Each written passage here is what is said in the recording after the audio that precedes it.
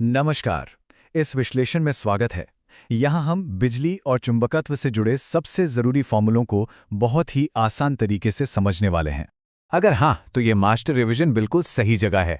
हम इसमें परीक्षा में आने वाले सबसे आम सवालों और गलतियों पर खास ध्यान देंगे, ताकि कोई कन्फ्यूजन ना रहे। हम अपनी समझ को बिल्कुल जीरो से शुरू करेंगे, मतलब आवेश की परमाणु उत्पत्ति से लेकर कूलम्ब के नियम तक। और फिर हम देखेंगे कि कई आवेशों और विद्युत क्षेत्रों के साथ बल कैसे काम करते हैं।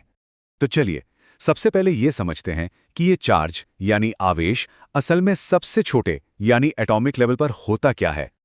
देखिए, किसी भी एटम की नॉर्मल स्टेट में जितने पॉजिटिव प्रोटॉन होते हैं, ठीक उतने ही नेगेटिव इलेक्ट्रॉन भी होते हैं।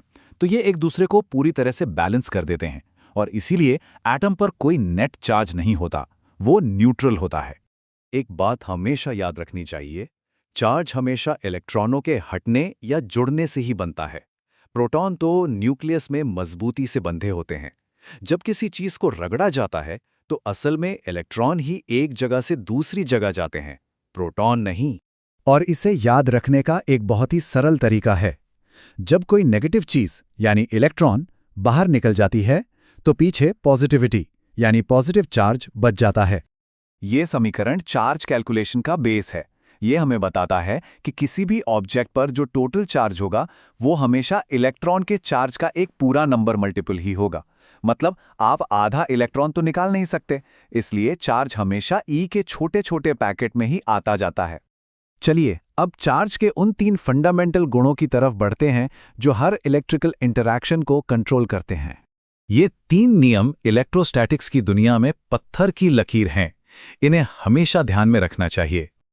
ये एक काफी दिलचस्प बात है। इसका मतलब है कि चार्ज किसी ढलान की तरह स्मूथली नहीं बढ़ता, बल्कि सीढ़ी के डंडों की तरह स्टेप बाय स्टेप बढ़ता है।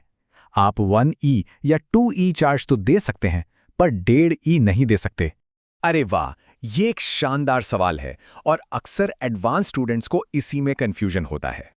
तो किसी भी एग्जाम के सवाल के लिए बस ये याद रखना है कि क्योंकि सिर्फ पूरे इलेक्ट्रॉन ही एक जगह से दूसरी जगह जा सकते हैं, क्वांटाइजेशन का नियम एक सॉलिड नियम है।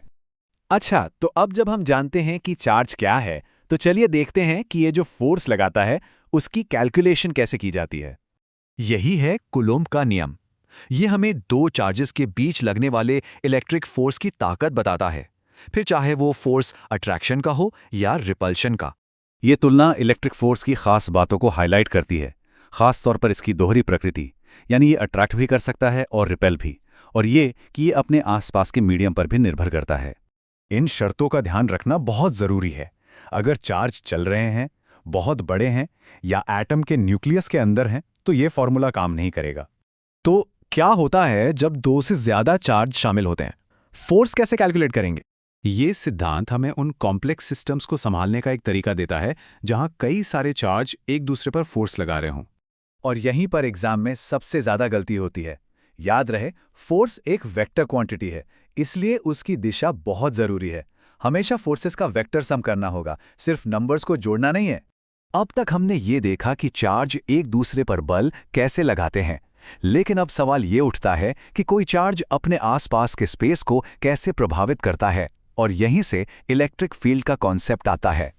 इलेक्ट्रिक फील्ड असल में एक तरीका है ये मैप करने का कि एक चार्ज किसी भी पॉइंट पर कितना फोर्स लगाएगा, भले ही उस पॉइंट पर कोई दूसरा चार्ज रखा हो या ना रखा हो।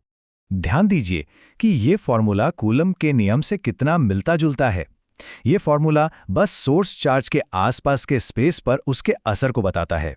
तो ये हैं इस रिवीजन के सबसे जरूरी फॉर्मूले। इनमें महारत हासिल करना ही सफलता की कुंजी है। ये सवाल हमें सीधे इलेक्ट्रिक पोटेंशियल के कॉन्सेप्ट की ओर ले जाता है, जो कि एक और गहरी चर्चा का विषय है और जिसे हम आगे देखेंगे।